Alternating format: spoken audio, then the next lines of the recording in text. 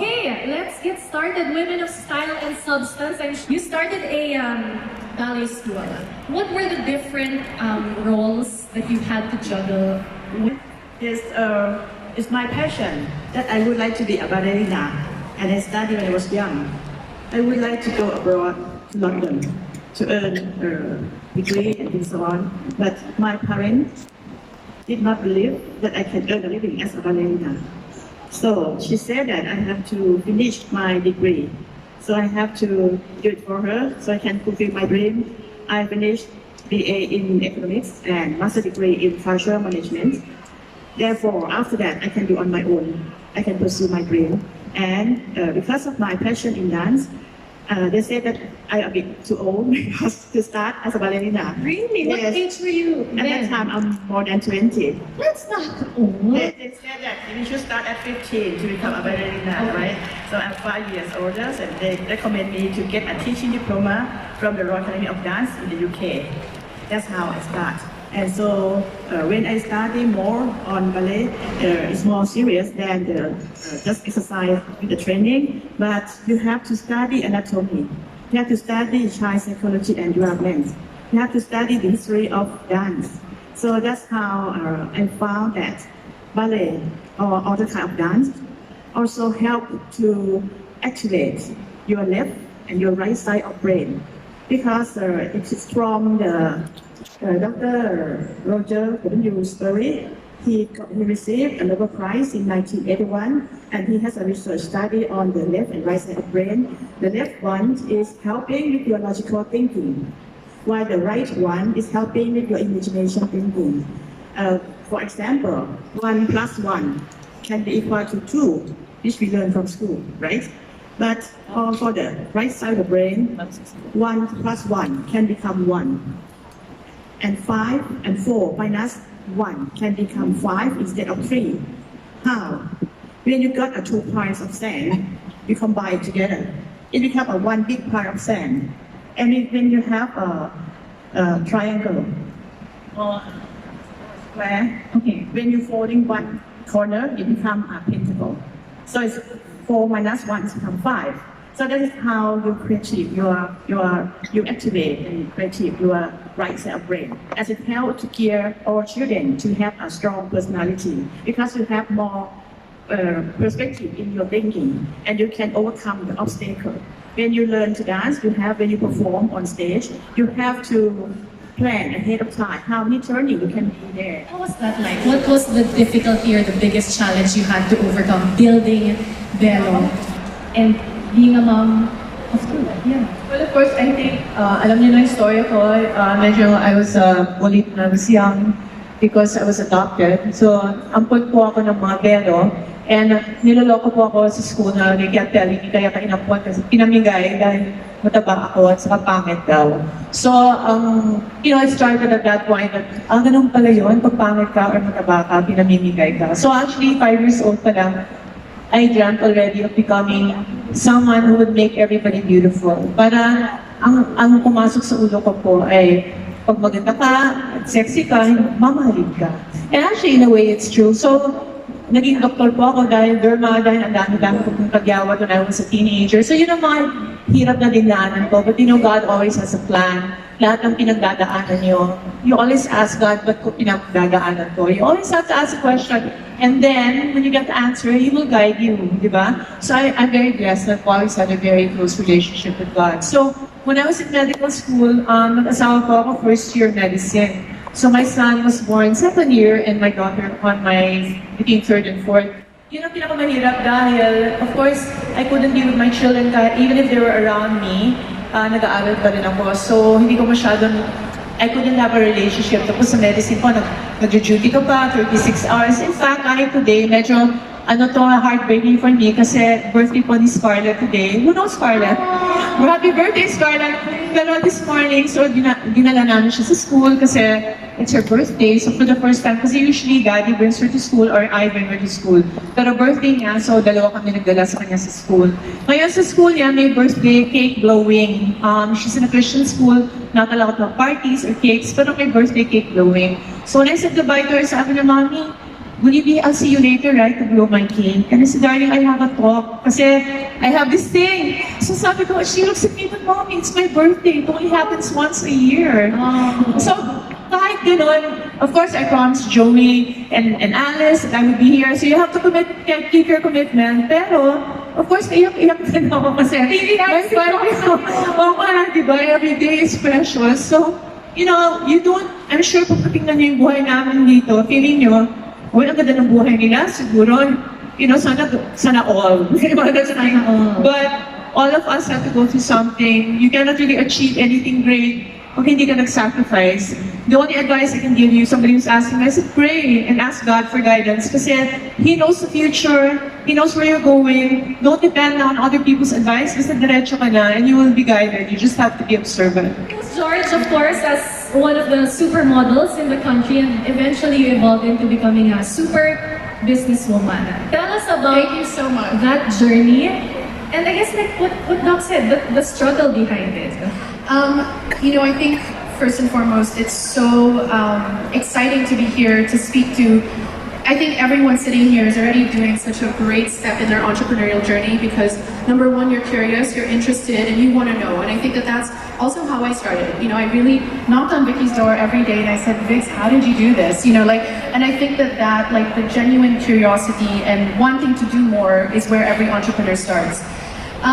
You know, I think we live in a very interesting time now because people are speaking out about how the journey to becoming an entrepreneur is not a straight line. You know, it's not said, I'm going to be a successful entrepreneur and had like an easy journey getting there. And I think that that's something so important for all of you guys to know. Like, I think previously we've made it look easy online, but I think that it's really important now to, you know, come out and start saying that it's not, I don't wake up every day saying, oh my gosh, this is going to be an easy day, let's just get through it. Literally, I feel like I'm on a treadmill with, you know, like batting off problems. Okay, this problem, okay, what's next? And I think that that's something very important for all of you guys to know, that it's in our mistakes that we really grow as entrepreneurs. And I think if anything, and I'm sure everyone here on the panel today would agree, is that we're really only a summation of our life experiences. And so if you haven't gone out and experienced life and experienced making those mistakes,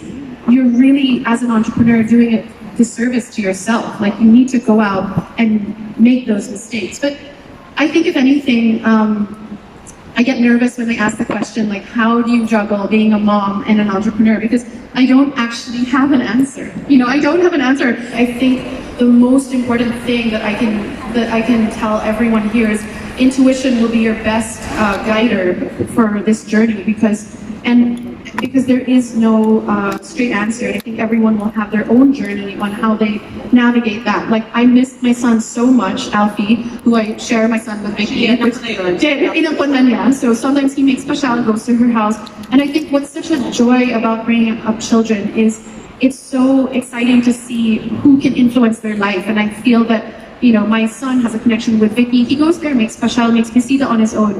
And because I'm not there 24/7, I feel that my children are enriched by so many people around them. And I think that's another super important thing, that our children are brought up by community. I can't explain. I was shifted from each category. I was in the legacy, no, and then the world woman and whatever. So I'm now style and substance. You're the life of the Thank you, Yeah, style and exactly. substance. Oh, that's how versatile you are. Exactly. That's a word of advice to every starting entrepreneur here about yun. Wearing different hats. Enjoy. Short and sweet, No. enjoy. What I want to say is, okay, it's really the journey. And of course, you've been through so much, as usual. I'm part of that life. And you don't forget that you need to really focus on what your legacy you want to leave behind. Okay, so of course you go through the same thing, motherhood, trying to make ends meet, working, but in the end, what do you want to leave behind in this world? Of course you can't think globally. Of course you just start with your nucleus family. Of course, in the end, as mothers mostly, your legacy is what you want to leave your children. Okay, so they were like saying, I met the Dalai Lama, and he said, what is it?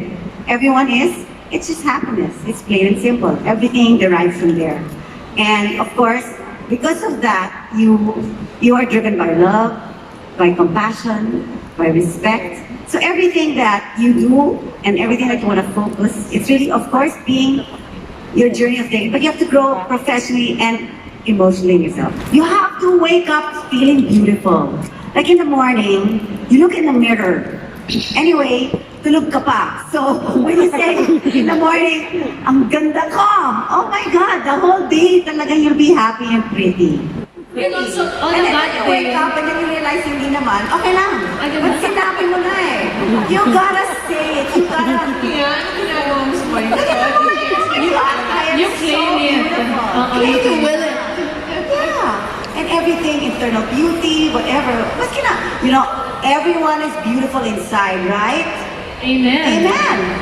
So no matter if you're really pangit, but you're beautiful inside, ganda ka pa rin. Ganda ka pa rin, di ba? Ayan! Because we're all beautiful. So just positive energy. Remember, I'm gonna ask you tomorrow, did you say, I'm beautiful? Yes. From this day forward, when I see you again next year, talagang mas maganda na kayo. We're all beautiful. I-declare natin yan bukas ng umaga pagising natin lahat, okay? Okay, let us go to the bunso of the panel. Our bunso, Glenda, 22 years old, CEO of her own company and a mother of two. Glenda, how? Paano ba to? Paano, Glenda? Actually, laging tanong sa akin ng tao, paano mo ba narating yung ganyang estado sa murang edad? So, hindi ko alam kasi alam niyo ba guys, girls, 3 years ago, I have nothing. Wala akong pera, wala akong cars, walang brilliant skin essentials, wala akong employees, wala, as in wala. Pero ngayon, 3 years ago, andito ako sa harapan niyo, kalapit sila. Yung mga ina-idol ko lang, kalapit ko na ngayon. So sabi nga nila, tama yung sinasabi nila na it's not an overnight success, walang ganon. Kasi yung sinasabi niyo na parang sana all, baka sana mapapasana all kayo sa amin lahat. Hindi eh, kasi tinrabaho namin yun. Pinaghirapan namin lahat yun. Kung paano ko napagsabay-sabay lahat. Naging manager ako at the age of 17. Nagkaroon ng, yeah. Yes. Grabe talaga. Wow. So nagpakasal ako at the age of 18. So lahat ng yun nangyari ng sobrang bilis. And then nagkaroon ako ng business. And yung lagi yung tinatanong nila sa akin is parang ano ba yung success mo ngayon? So para sa akin yung success ko is not about money. Hindi siya dahil dun eh. Hindi siya about material things. Para sa akin yung success is yung parang yung dating Glenda na wala lang. Ngayon yung parang makita ka lang nila doing live, doing your skincare, or parang nagsasalita ka lang doon, na-inspire sila. For me, that's success. So parang pag tinatanong nila sa akin, Glenda, paano mo ginawa? So para sa akin, you always have to remember na kailangan may goal ka sa buhay. So parang si Google at si Waze, pag nag-Google at mag-Waze ka, alam mo kung saan ka pupunta. Kahit maligaw ka, kahit ma-traffic, or kahit sobrang tagal bago ka makarating sa pupuntahan mo, at least may pupuntahan ka, di ba? And yung lagi sinasabi parang, always act along with your dream. So parang ako, mag-dream ako, or gusto kong maging ganito someday, pero wala naman akong ginagawa. Nakaupo lang ko. So hindi ka magiging successful kung nakaupo ka lang or nakatunganga ka lang. So dapat kapag nag-dream ka, unti-unti nagkakaroon ka, parang kumikilos ka, ano ba yung dapat kong gawin? Ano ba yung possible ko na dapat gawin? So yung pangatlo, parang leave your excuses. Tulad ko, I'm a living fluke. Hindi po ako pinanganak na mayaman. Pinanganak po ako na wala akong magulang. Wala akong nanay, wala akong tatay, wala akong pera. So parang lumaki ako, parang puro pangarap na lang ako. Yun lang yung meron ako, yung pangarap ko na ibalik ko sa lola ko yung hirap na pinagdaanan niya para lang malaos kami. Lumaki akong binubuli. Kasi anak ako ng GRO. So parang di ba, ang dami kong pinagdaanan sa buhay. Pero iniwanan ko lahat ng excuses ko. Nabuntis ako ng maaga, but I'm not encouraging na ganun din yung dapat niyong gawin para maging successful kayo. So yung sinasabi ko is that kahit ano pang dumating sa buhay mo, ikaw yung magdadala niyan eh. Sarili mo yung magdadala niyan kung paano mo ito-turn into positive lahat ng negative or lahat ng struggles na nangyari sa buhay mo. Kasi alam mo, kung para sa'yo talaga. Alam niyo po, dahil na nangangarap ako, sabi ko parang yung pag-artista yata yung mag-aaral sa amin sa kahirapan. Nag-audition ako sa PBB, pero walang nangyari, as in, hindi talaga yun yung para sa akin.